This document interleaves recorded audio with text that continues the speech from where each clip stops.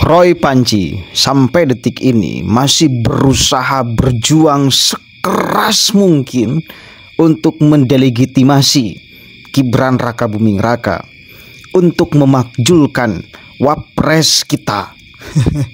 Astagfirullahaladzim. Enggak sebelnya itu tuh seolah masyarakat itu mendukung dia, seolah mayoritas masyarakat Indonesia mendukung dia, padahal mayoritas masyarakat Indonesia mentertawakan ulahnya. Roy Panci nih, banyak saya akan mereaksi beberapa masyarakat yang sebel luar biasa kepada si Roy Suryo. Udah jelas-jelas dilantik Gibran sebagai wakil presiden mendampingi Pak Prabowo, masih aja ngomong kesana kemari. Kebencian ente itu sangat berkarat sekali kepada Pak Jokowi. Masih ngomong Pak Jokowi udah beres, Pak Jokowi udah selesai. Ente masih ulik-ulik, gugat-gugat dulu, persoalkan urusan ijazah Pak Jokowi. Kan gak beres, karena gak bakalan selesai. Kenapa? Karena ya bacotan doang nih si Roy Suryo. Ngomong itu yang selalu pakai asumsi-asumsi yang disandarkan pada fitnah dan kebencian. Makanya apa-apa yang disampaikan oleh dia itu meleset semua. Ketika urusan debat aja Mic Gibran dipersoalkan, kan geblek, nggak rasional itu dipaksakan oleh si Roy Suryo, seolah-olah memang ada pembisiknya, kan gelo. Ya, coba kita dengarkan dulu sama-sama nih. Fufafa maksulin saja. Gitu. Setuju untuk terus adili. Kalau ini adik Fufafa, ayahnya Fufafa, bapaknya Fufafa itu dulu. Silakan Fufafa. Sebenarnya maling panci. Roy Suryo kerjaannya maling panci. Diangkat jadi menteri malah nyolong panci. Itulah kelakuan si Roy Suryo. Roy Suryo maling panci, 2 ketik di Google aja muncul nama Roy Suryo yang keluar gambar panci. Karena lu pelaku kejahatan nyolong panci, maluin mertua lu malu-maluin mertua itu lu, Roy Suryo. Ahli IT apa lu? Masa ahli IT waktu dulu kasih si Ratna Sarumpait katanya kena tonjokan, rupanya dia pakai masker. Itu kan hasil IT-nya lu. Geblek dasar si Roy Suryo nih. Roy Suryo, lu tahu gak si Tom Lembong sekarang kena ya? Lu bahas dia aja, Roy Suryo. Lu berani gak? Lu ngebahas si Tom Lembong yang korupsi dan sekarang mau dipenjara seumur hidup. Lu bahas dia aja daripada ngebahas Fufafa Roy Suryo. Tukang maling panci. Lu mendingan ngebahas si Tom Lembong lagi viral. Ngapain ngebahas Fufafa, nggak penting. Itu aja Roy Suryo.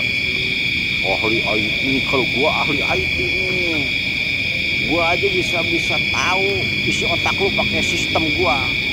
Otak lu nih setelah gua lacak pakai sistem IT gua, ternyata otak lu isinya tai. Roy Suryo, goblok lu, tolong dengerin nih. Gua ahli IT bukan lu. Lu kan ngaku ahli ahli IT ya, lu katanya ya. Bacot lu, ngibulin orang lu, kerjaannya lu. Fufafa maksulin saja. Gitu. Setuju untuk bikin state video ini ya. Hai Pak Menpora. Oh, mantan Menpora yang tidak hafal lagi Indonesia Raya dan mengambil banyak perabotan termasuk panci dari kantor, dari stadion, bawa ke rumah. Dan kayaknya pernah deh dilaporkan seseorang kemudian masuk bui. Apa sih manfaatnya mau mengadili Pak Jokowi? Beliau sudah purna tugas. Apa manfaatnya mengadili beliau? Mau angkat masalah ijazah, masalah kebijakan dan lain-lain, nggak ada gunanya. Kenapa? Karena memang beliau sudah pulang ke Solo, sudah tenang hidupnya. Mau Anda usik lagi? Anda tidak akan pernah berhasil melakukan ini. Karena kami rakyat Indonesia akan membela beliau mati-matian karena beliau orang baik. Upaya Roy Suryo untuk membuktikan bahwa pemilik akun Fuhufafa itu adalah Gibran Rakabuming Raka memiliki target politik yang sangat jelas bahwa Roy Suryo bermaksud melemahkan dan mendelegitimasi posisi kabinet Prabowo Gibran, sekaligus ia ingin melemahkan keberadaan seorang Gibran Rakabuming Raka. Bagaimana pandangan filsafat penolong kita untuk menjawab pertanyaan, apakah deretan bukti-bukti yang disampaikan oleh Roy Suryo itu dapat mengubah konstelasi politik tanah air kita?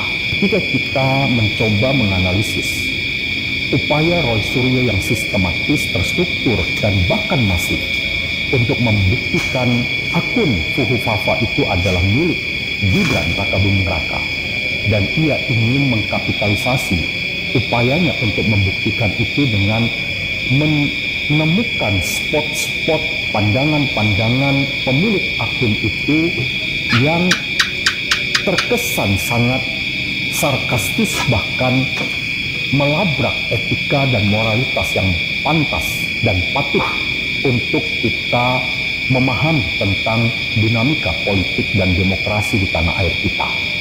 Sekali lagi, upaya itu harus kita lihat sebagai sebuah cara untuk melakukan investigasi yang dibangun dengan daya kritis, yang saya katakan itu normal, itu wajar. Tetapi teman-teman, apakah usaha seorang Roy Suryo itu dapat kita terima sebagai sebuah proses yang normal, yang wajar dalam konstelasi politik tanah air kita? Saya ingin mengatakan mungkin itu tidak akan menemukan ke titik yang seharusnya dalam rangka memastikan bahwa dinamika politik yang ada di tanah air kita tidak akan mengalami perubahan signifikan terkait dengan posisi Gibran yang saat ini jelas-jelas adalah wakil presiden yang sudah definitif. Oke. Itu adalah ekspresi masyarakat mendengarkan ente, Roy. Ya samalah seperti Amin Rais dan kawan-kawannya merasa menjadi tokoh besar yang ucapannya akan diikuti oleh mayoritas masyarakat Indonesia, padahal enggak. Ditertawakan kok dari dulu. Sadar deh. Pede banget nih orang. Ya memang lah gak mungkin berpengaruh terhadap Gibran. Siapa dia? Siapa sih Roy? Ucapannya siapa yang mendengarkan? Dapat mendelegitimasi Gibran? Gak mungkin. Udah jangan halu. Jangan halu. Jangan halu. Itu masyarakat yang saya kemudian tayangkan itu saking jengkelnya kepada dia. Udah menjadi menteri dulu, mantan menteri juga nggak balik. Maling panci. Lagu Indonesia Raya tak becus. Enggak, maksudnya sadar diri. Mungkin masih ingin disorot ya. Ingin dianggap sebagai tokoh nasional. Udah jelas-jelas banyak yang dia sampaikan itu otak kita nggak bisa menerimanya.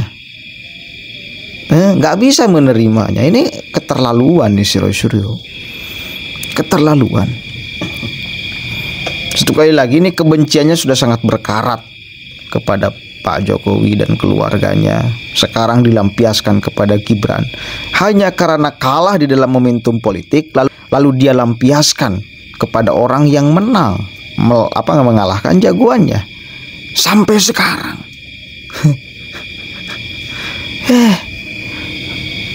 Udah ente itu perjuangannya bakal sia-sia karena ucapan ente nggak didengar masyarakat. Kalau ucapan ente didengar masyarakat, kalau masyarakat sepakat terhadap ucapan ente, maka dari dulu gerakan yang selalu kemudian ente provokatifkan kepada masyarakat itu akan jadi. Tapi kan faktanya enggak.